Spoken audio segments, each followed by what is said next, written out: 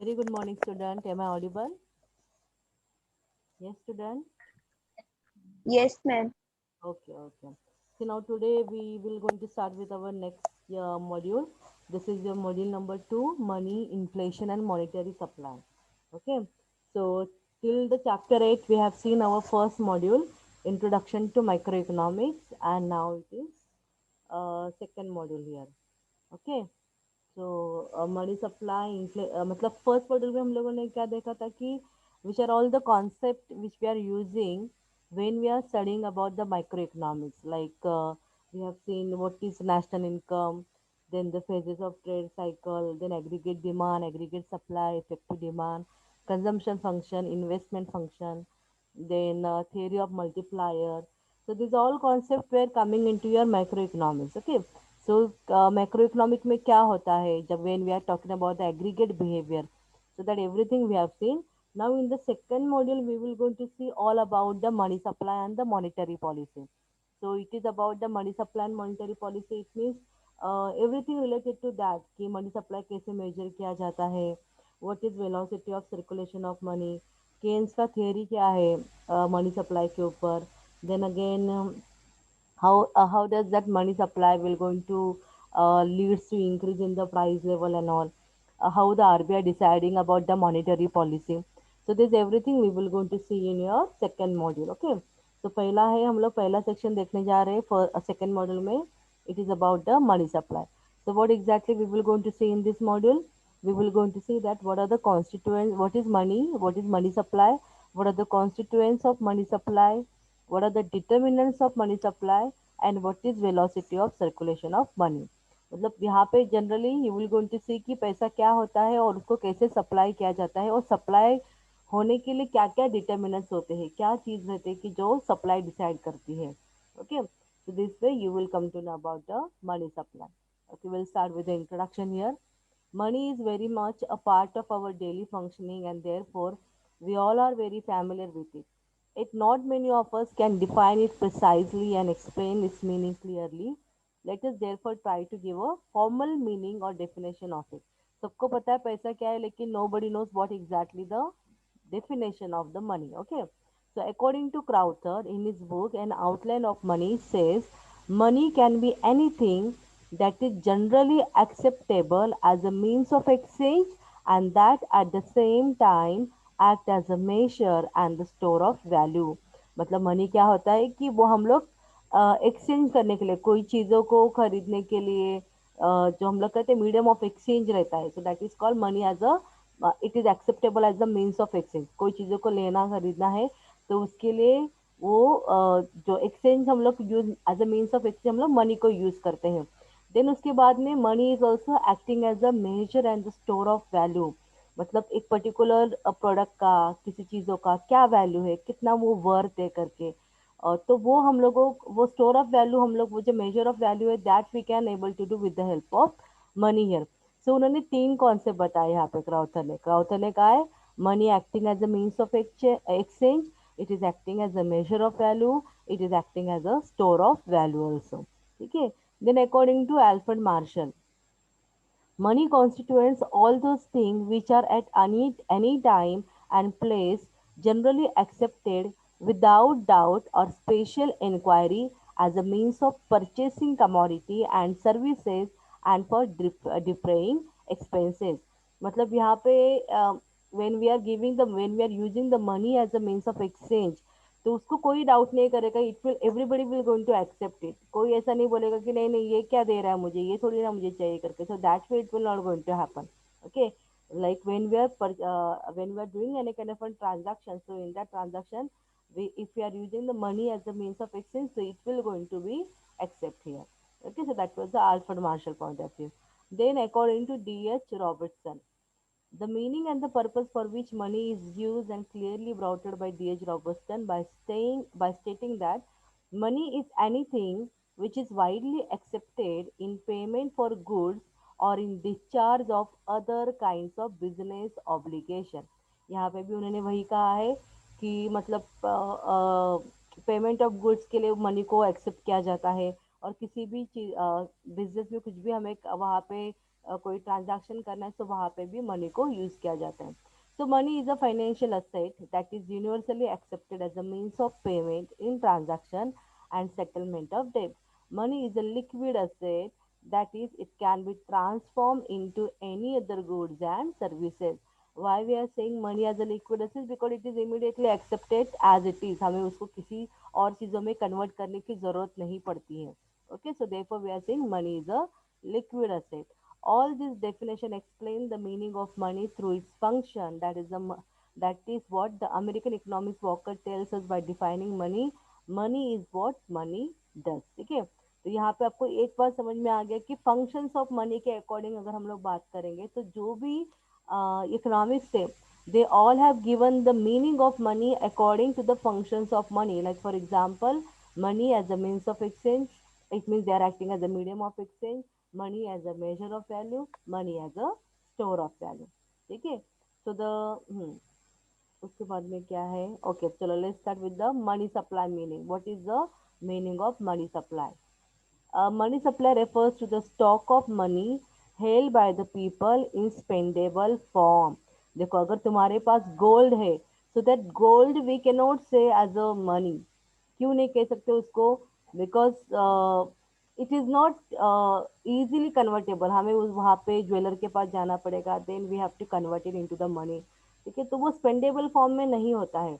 But money क्या? Money supply, when it will going to call as the money supply, it is the kind of a stock of money held by the people in the spendable form. The money supply is an important variable in the formulation of economic policy. मतलब और money supply का क्या एक important रहता है कि जब हम लोग इकोनॉमिक पॉलिसी फ्रेम करते हैं, सो इकोनॉमिक पॉलिसी में कितना खर्चा आ सकता है, उसके लिए कितना पैसों का जरूरत है और पैसे कहाँ से अवेलेबल होंगे, so that everything we can decide that policy जो हम लोग फ्रेम करेंगे, so that everything we can decide with the help of availability of the money with us. The term supply of money refers to the total stock of domestic means of payment owned by the public. So public में private individual and business firms in a country. So supply of money मतलब क्या कि everything like whichever is available with us as a domestic means of payment and which is owned by the public, private, individual, business firm, it is called as supply of money. This definition include money held by the public and in circulation, but it does not include money held by the central bank, commercial bank, and the state treasury because they are money creating agencies. तो पैसा मतलब supply of money की अगर बात करेंगे तो वो किसके पास वाला पैसा को ही कंसिडर कर रहे हैं? The money which is available with the public. लेकिन पब्लिक ने भी उसको ऐसे ही नहीं रखा है, so that the money which they are having, they are using it, that money should be in the circulation. Okay, but supply of money may they have not considered the money which is held by the central bank, commercial bank and the state treasury because वो लोग money create करते हैं. Money create करते हैं, it means they are giving money to the people. So वहाँ पे हम लोग उनको मनी क्रिएशन एजेंसी के पास जो पैसा है that we will not going to consider into the money supply, but we will going to consider it into the what we can say, हाँ, people, the money which is with the public. ये यहाँ पे हाँ, गुलाब शाह ने पूछा domestic means of payment का क्या meaning है? डोमेस्टिक मीन्स ऑफ पेमेंट मतलब जो डोमेस्टिक मतलब कौन हुआ? डोमेस्टिक मतलब हम लोग हो गए. ठीक है, we people are the domestic.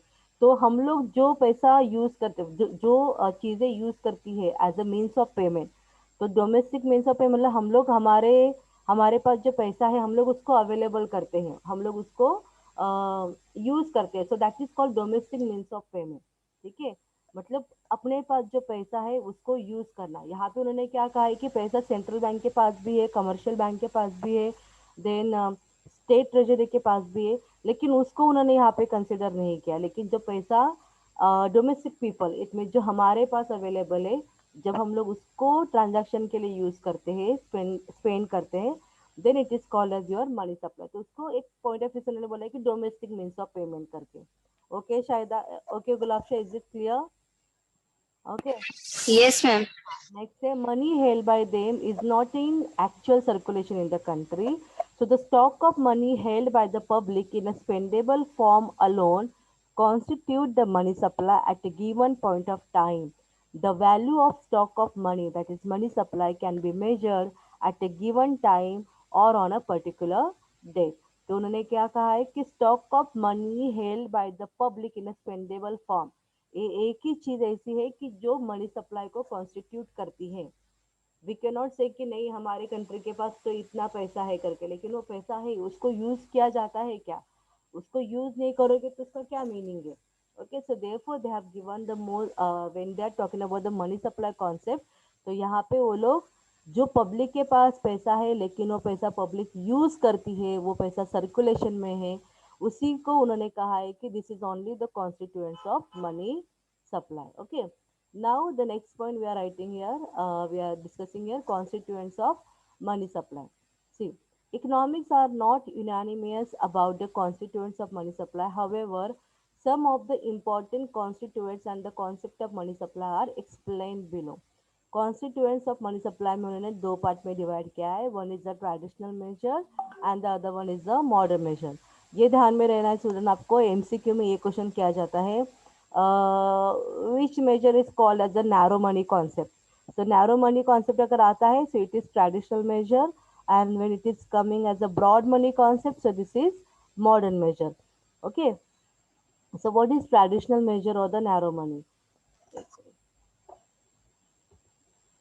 See, money is a means of payment or a medium of exchange. Therefore, according to the traditional approach, the stock of money the stock of money should include such item that can be spent immediately. देखो, traditional measure में जो भी हम लोग money supply की बात करते हैं, उसके अंदर ऐसे मनी सप्लाई की बात करें, ऐसे स्टॉक ऑफ मनी की बात करेंगे जो इजीली हम लोग स्पेंड करेंगे। Okay, we can spend it immediately. On this criterion, the component of money supply can comprise only of those things which are readily acceptable as the medium of exchange. Currency, that is coins and notes, and demand deposit with the bank are the liquid form of money which are readily accepted by everyone as a medium of exchange. Only demand deposit in the bank are treated as a money since payment can be done by drawing check against them. ठीक है, अभी आप बोले कि ma'am currency तो ठीक है लेकिन डिमांड डिपॉजिट क्या, तो डिमांड डिपॉजिट में भी क्या रहता है कि जो भी अपना अकाउंट रहता है उसमें से हम लोग चेक निकाल के इमिडिएटली उसको दे सकते हैं, and that can be also accepted as a means of payment. लेकिन अगर हम लोग कंपेयर करेंगे करेंसी कॉइन्स एंड नोट के साथ में डिमांड डिपॉजिट को, तो सबसे ज़्यादा लिक्विड कौन सा होता है, आप बताओ मुझे स्टूडेंट, सबसे ज़्यादा एक्सेप्टेबल कौन सा रहेगा, टेल मी यार, currency and demand. Currency, ma'am. Currency will be most acceptable here. Okay, क्योंकि अगर आप लोग इवन फीस भरने आते तो कभी कभार चेक को भी एक्सेप्ट नहीं करते कि पता नहीं चेक फ्रॉड रहेगा क्या रहेगा करके, so sometime it happen, but अगर हमें कुछ बड़ा ट्रांजैक्शन करना है तो that can be happen through the cheque, तो इसके लिए उसको भी उन्होंने कंसिडर किया है ट्रेडिशनल मेजर में, which is available in a spendable form. Okay, then time deposit are excluded from the traditional measure of money as it is not possible to draw a check against them, है ना। अब जैसे हम लोग time deposit मतलब fix deposit की अगर हम लोग बात करेंगे, तो फिक्स डिपॉजिट के ऊपर तो हम लोग चेक नहीं बना सकते, जो भी अपने सेविंग अकाउंट में चेक अवेलेबल है वही हम लोग इमिडिएटली उसी के बेस के ऊपर हम लोग किसी को पेमेंट दे सकते हैं। बट मेरे पास इतना एफडी है तो एफडी का पैसा हमें मिलता नहीं इतना जल्दी। Okay, then however, irrespective of type of deposit, if they can be withdrawn or a payment can be done by drawing check on this account, then they should be treated as a demand deposit. The traditional money is sometimes called narrow money since the components of money supply are confined to currency and demand deposit only. इसको narrow money concept क्यों कहा है, because इसमें दो ही components है, currency है, demand deposit है, only two factors is being considered, therefore this traditional money is called as your narrow money concept. Some economics call it transaction measure और transactional money, ये ध्यान में दो आप, कि नैरो मनी, देखो traditional measure of money money supply को कहा जाता है नैरो मनी कॉन्सेप्ट भी और ट्रांजैक्शन मनी भी, as it includes those items that are actually used for transaction. The traditional measure of money supply can be expressed as M1 is equal to C plus DD. So M1 stand for traditional measure, or we can say the narrow money, or we can say the transaction money. C stand for your currency, coins and note, and DD for demand deposit. So demand deposit मतलब the checkable deposit की जिसके against हम लोग check दे के transaction कर सकते हैं, payment कर सकते हैं. Okay, so the M1 measure is very near to the RBI's concept of M1, which includes C, DD and other deposit with the RBI. The other deposit with the RBI negligible can be ignored for all practical purpose. उन्होंने तुम लोग अभी आगे देखोगे कि RBI के कौन से मेजर ऑफ मनी सप्लाई है, और ये आपको है ना ऐसे कॉम्पिटिटिव एग्जाम में भी आता है. What is M1, M2, M3, M4. तो ये आरबीआई के कॉन्स्टिट्यूएंट्स ऑफ मनी सप्लाई है. तो आरबीआई अगर M1 के हिसाब से देखता है मनी सप्लाई को, तो उसके अंदर उन्होंने currency, demand deposit and the deposit with the RBI को भी कंसिडर किया है. ठीक है, other deposit with the RBI. लेकिन यहाँ पे हम लोग ट्रेडिशनल मेजर में अदर डिपॉजिट नहीं ले रहे, बिकॉज आरबीआई के पास जो पैसा है that we are not consider as a money supply. Okay, so therefore in this formula we have not taken this OD. लेकिन उन्होंने एक एग्जाम्पल के फॉर्म बोला है कि जो अपना आरबीआई का M1 का कॉन्सेप्ट है वो almost similar to traditional measure of money supply के अकॉर्डिंग है. Is this clear to you student what is traditional measure और नैरो मनी? समझा आपको? पहले आप लोग मुझे ये बताओ कि Yes, ma'am. हाँ, इसके अंदर जो भी कंपोनेंट्स है आर दे इमिडिएटली स्पेंडेबल है या नहीं है, ये पहले मुझे बताओ. क्या लगता है आपको? इमिडिएटली हम लोग उसको यूज करके स्पेंड कर सकते हैं या उसको इजीली वो Yes, ma'am. Okay. Yes, ma'am. हाँ, Yes, ma'am. Yes. Demand deposit को यूज कर सकते हैं इसमें. हाँ, और डिमांड डिपॉजिट को क्यों उन्होंने कहा है कि ये इजीली स्पेंडेबल है करके, ऐसा किस लिए कहा गया वहां पे? क्या रीजन है? बिकॉज डिमांड डिपॉजिट तो बैंक में हो गया ना, तो वो हम लोग क्यों कंसिडर कर रहे हैं इसके अंदर? क्या लगता है आपको? क्या उन्होंने बताया यहाँ पे डिमांड डिपॉजिट को क्यों कंसिडर किया है ट्रेडिशनल मेजर में? बताओ स्टूडेंट. मैंने आपको बताया ना इसके बारे में. डिमांड डिपॉजिट सबका रहता है या नहीं रहता है? हर एक का अपने बैंक में सेविंग अकाउंट होता है ना? यस और नो? Yes, ma'am. हाँ. Yes, ma'am. तो वहां पे डिमांड डिपॉजिट क्यों कहा गया? Because whenever we are demanding we are that deposit we are immediately getting it. ऐसे नहीं कि नहीं तुम लोग को ये टाइम तक वेट करना पड़ेगा, तुम्हारा अभी तक मेच्योरिटी खत्म नहीं हुआ है करके, ऐसा सब नहीं रहता है. Whenever you required it you are going to the ATM और इन द बैंक और you are taking out that money. इसके लिए उसको कहा जाता है कि डिमांड के मतलब as per the demand immediately you can take that deposit. लेकिन अगर हमें उसे यूज करना है किसी चीजों को खरीदने के लिए, तो कैसे यूज करेंगे डिमांड डिपॉजिट को? बताओ मुझे, कैसे यूज करोगे आप? डिमांड डिपॉजिट का पैसा आपको इमिडिएटली चाहिए ट्रांजैक्शन के लिए, तो कैसे करोगे? क्या क्या? Ma'am, through check and cards. Yes, through. by net By banking check. and different online transaction हाँ. online transaction methods. Yes, net banking, through card, then again through cheque. Because card भी हमारा इसी के साथ कनेक्टेड रहता है, check भी हमारा इसी के साथ कनेक्टेड रहता है, इजंट इट? तो वहाँ पे इजीली हम लोग उसको यूज वो अकाउंट को यूज कर सकते हैं. So therefore it is called as your it is coming into your traditional measure. अभी ट्रेडिशनल मेजर को नैरो मनी कहा जाता है. नैरो मनी के साथ उसको और एक क्या नाम है स्टूडेंट? बताओ मुझे. What is the another name? Traditional measure, narrow money, and one more name is there. What is that? Transaction money, ma'am. Yes, Extra money, ma'am. yes, transaction money. Paper अब money. yes, ट्रेडिशनल मेजर के लिए क्या formula है? कैसे वो express कैसे किया जाता है? Traditional measure of money supply को कैसे एक्सप्रेस किया जाता है? Ma'am, N1 is equal to C plus Currency plus DD. demand. हाँ, okay. M1 is equal to C plus DD. Here C stand for what? Currency. Currency. Yes, and DD stand for? Demand deposit. Demand deposit. Okay, so this is all about your traditional measure of money supply.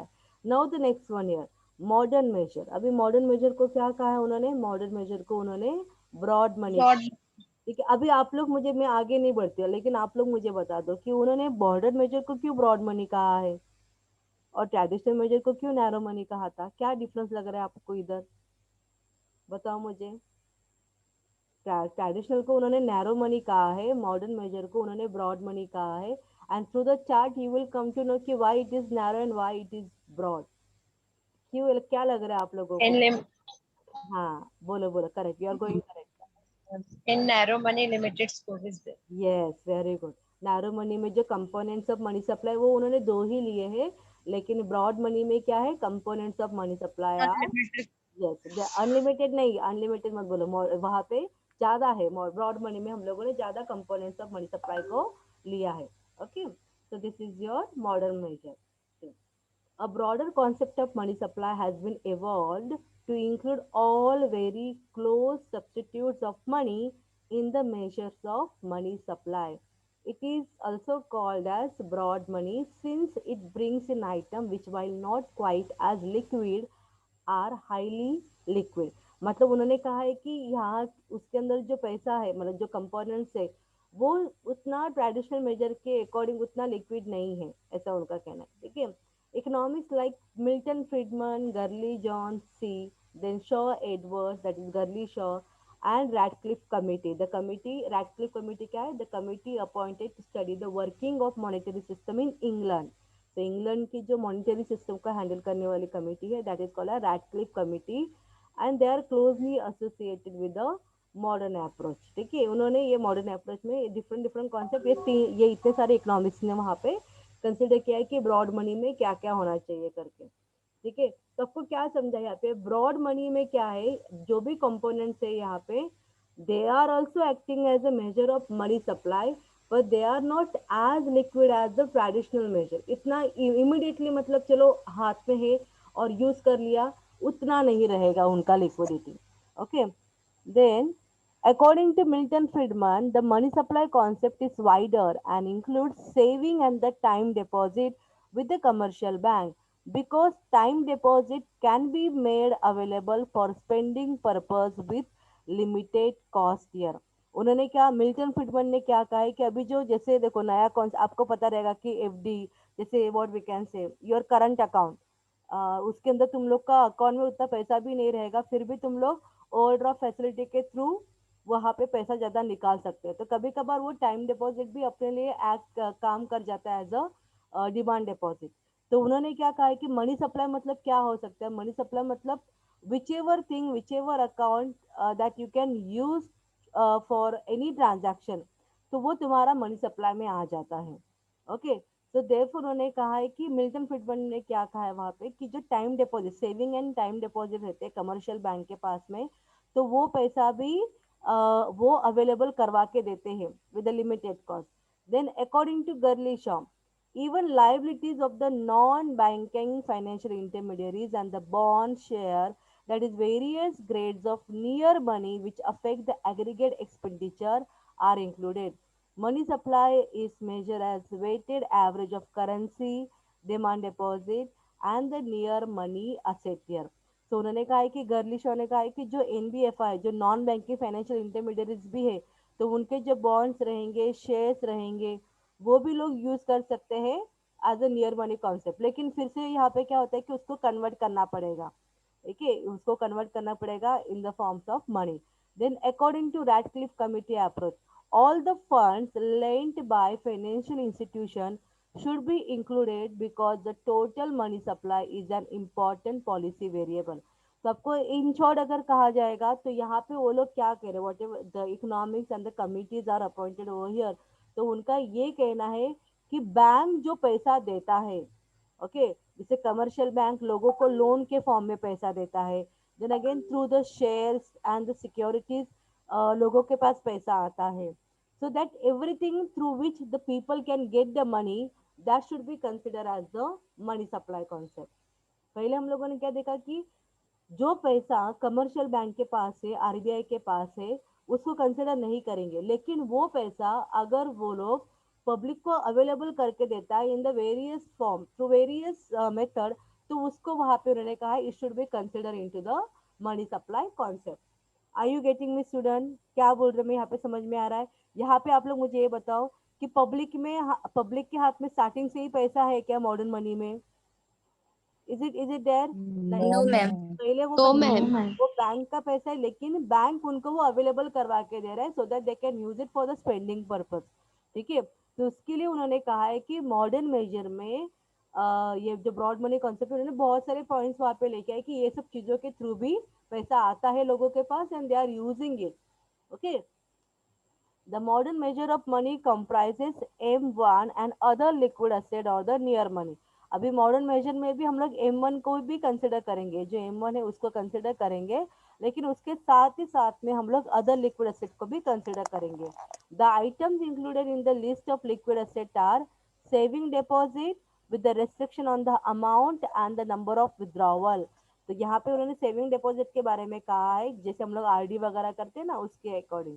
तो RD के बारे में उन्होंने कहा है कि जहाँ पे हम लोग सेव करते हैं, डिपॉजिट को, अपने पैसे को सेव करते जाते हैं, लेकिन अगर हम लोगों को उसके अंदर से पैसा निकालना है तो एक सर्टेन अमाउंट तक का ही निकाल सकते हैं, एक सर्टेन पीरियड के बाद में ही निकाल सकते हैं, इतना ही साल में, मतलब जैसे आप लोगों ने एक चीज नोट किया रहेगा कि अभी प्रोविडेंट फंड के बारे में, अगर आपके घर पे कोई जॉब पे है मतलब जिनका पीएफ वगैरह कट होता है, तो you will come to know कि during this pandemic PF withdrawal भी अलाउ किया। पीएफ विड्रॉवल जनरली हम लोग जब जॉब छोड़ते हैं उसके बाद में ही हम लोग वो कर सकते हैं, लेकिन वहां पे भी उन्होंने अभी विड्रॉवल के लिए अलाउ किया है, लेकिन एक सर्टेन अमाउंट, एक सर्टेन परसेंटेज, और साल में एक बार ही, ऐसा वहां पे लिमिटेशन है। सो दैट पहले PF was not coming into your what we can say money supply, लेकिन अभी हम लोग उसको कंसिडर कर सकते हैं, because even they are allowing us to use that money, whatever limitation they are putting, but still we can use that money, okay। तो इसके लिए वो भी मनी सप्लाई में आ सकता है। in India they are in the form of post office saving bank deposit, time deposit with the banks which can be withdraw with the prior notice and the penalty interest, है ना। हम लोग FD अगर बनाते हैं तो FD भी हम लोग बीच में उस एफडी को मतलब बंद कर सकते हैं, लेकिन वहां पे हमें कुछ पेनल्टी देना पड़ेगा, या फिर जो हम लोगों को इंटरेस्ट मिलने वाला है वो इंटरेस्ट नहीं मिलेगा। So that way it could going to happen, but you will going to use that money whenever you required it, and you can just cancel that FD। Government securities, bonds, and the other financial assets, credit representing all debts of domestic non-financial sector in the form of mortgages, bonds, and the similar instruments। So this is about your modern measure of money।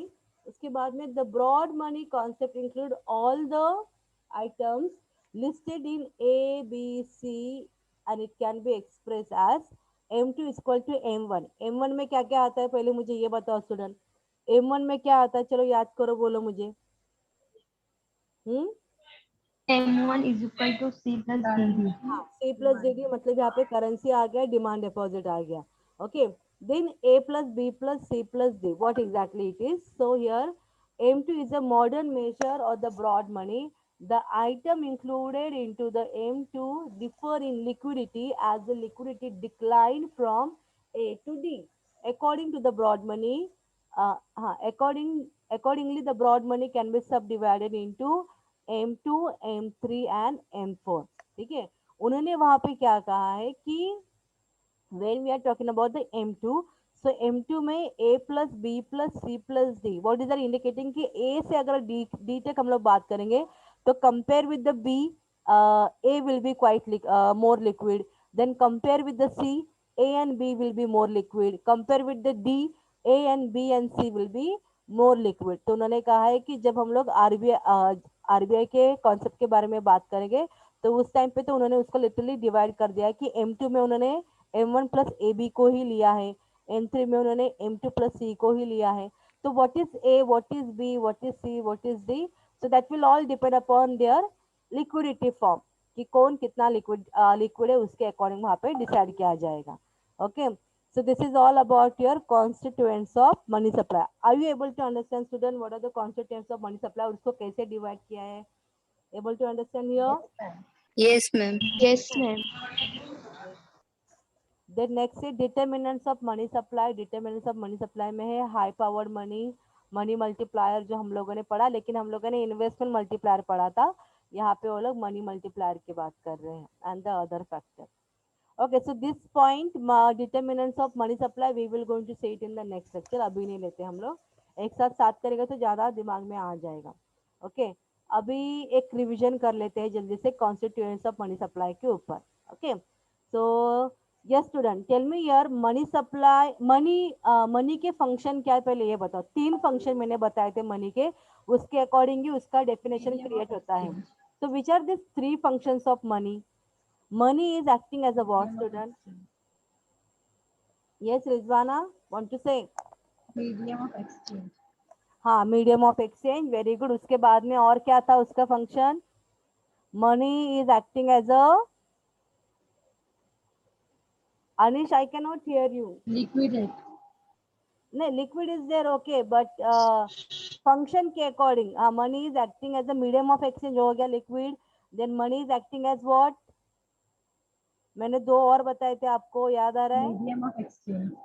ना medium of exchange है बेटा, लेकिन और दो है. Who remember that? Money is acting as a medium of exchange. Money is acting. Money is the domestic need of payment. हाँ, domestic means of payment. Again, it is medium of exchange only, ना? So money, देखो, money is acting as a medium of exchange. Money is acting as a measure of, Transaction means. नहीं, listen, measure of value, और next is store of value. So measure of value मतलब क्या, कि वो एक चीजों को measure करने में कि इसका क्या value रहेगा, उसके लिए वो use होता है. उसके लिए हम लोग यूज कर सकते हैं मनी को, कि कंपैरिजन करने के लिए कि ये कमोडिटी इतने रुपए का, वो कमोडिटी इतने रुपए का. So therefore we can measure their value also. So money would be used as a measure of value, and money would be used as a store of value also. ठीक है, सो ये तीन फंक्शन ध्यान में दो स्टूडेंट. मनी के तीन function होते हैं, उसके अकॉर्डिंग उसका डेफिनेशन किया जाता है as a medium of exchange, store of value and the measure of value. Is this clear? Yes. Yes, ma'am. Yes, ma'am.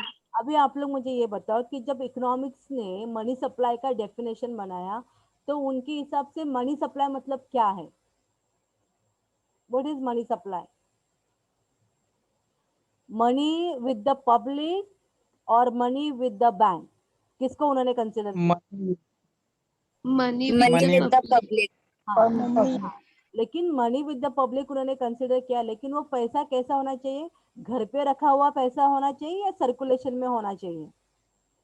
circulation. Circulation. Calculation. In the circulation. Okay, they said ki like whatever money is there with the bank, that we should not consider as money supply. लेकिन जब bank ये पैसा लोगों को credit के form में देता है या किस चीजों मतलब by any ways they are providing the money to the public, लेकिन ये पैसा बैंक ने दिया हुआ है, तो उसको हम लोग कंसिडर करेंगे क्या मनी सप्लाई में? Yes, ma'am. Yes, Yes, ma'am. Very good. Yes, ma'am. Consider it into the money supply because वो पैसा हम लोग स्पेंड करने वाले हैं, उसको यूज करने वाले हैं. Very good. So you are clear with the concept of money supply. Okay, now constituents of money supply. Constituents of money supply is been divided into two parts. Which are these two parts, student? Ma'am, Traditional. traditional method and modern. Yes. Measure. Okay. Traditional and the modern measure. यहाँ पे which method is called as the narrow money concept? Traditional measure. Traditional measure. Narrow traditional measure को narrow money भी कहा जाता है, और कौन सा मनी कहा जाता है? Transaction. Transaction money. Okay. तो ये नैरो मनी कॉन्सेप्ट में only two components are there. Which are this two components? Currency and Currency demand. and demand deposit. Currency and Demand. demand deposit. हाँ, उसके बाद में the new economics with the Radcliffe committee they come out and they started with the broad money, sorry, modern measure. तो modern measure के दूसरा नाम क्या है? Broad Broad money. money. broad money. ठीक है, तो ब्रॉड मनी में क्या ये अपना करेंसी और डिमांड डिपॉजिट नहीं आएगा क्या? Yes, आएगा ma'am. मैम, आएगा ना. आएगा. तो उसके अंदर करेंसी भी आ रहा है, डिमांड डिपॉजिट भी आ रहा है. उसके अलावा उन्होंने यहाँ पे एक एग्जाम्पल के फॉर्म में क्या दिया है? Saving deposit in the post office, time deposit, government securities and the credit. लेकिन उन्होंने ये कॉन्सेप्ट भी क्लियर किया है, अगर कोई भी अकाउंट ऐसा है, कोई भी चीज ऐसी है कि जो आप लोग उसको यूज कर सकते हो स्पेंड करने के लिए, तो that also should be included in the broad money concept. ठीक है, वो भी ब्रॉड मनी में आ जाएगा. जैसे मैंने आपको बोला कि PF account, provident fund account, जो generally after the retirement only we are getting, लेकिन अभी हम लोग उसको भी यूज कर सकते हैं. देन अगेन द शेयर्स को तुम लोग यूज कर सकते हैं. म्यूचुअल फंड को तुम लोग इमीडिएटली सेल करके उसको यूज कर सकते हो, उसके थ्रू तुम्हारे पास पैसा आ सकता है. ठीक है, लेकिन यहाँ पे क्या होता है ब्रॉड मनी में, certain limitation would be there, तो वो लिमिटेशन के अकॉर्डिंग ही तुम्हें पैसा मिलेगा. लेकिन लिक्विडिटी की बात करेंगे, सो यहाँ पे कौन सा मेजर ज्यादा लिक्विड रहेगा, बताओ मुझे. Which Traditional measure. Traditional measure. yes, traditional measure is the most liquid here. Okay, Now, if we have to express the traditional measure and the modern measure, तो ट्रेडिशनल मेजर को express करने के लिए कैसे express करेंगे हम लोग?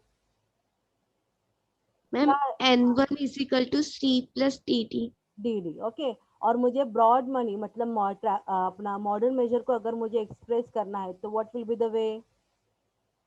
M2 is equal to M1 A plus B plus C plus D. हाँ ठीक है, यहाँ पे a plus B plus C plus D, A और डी में से कौन सा ज्यादा लिक्विड रहेगा?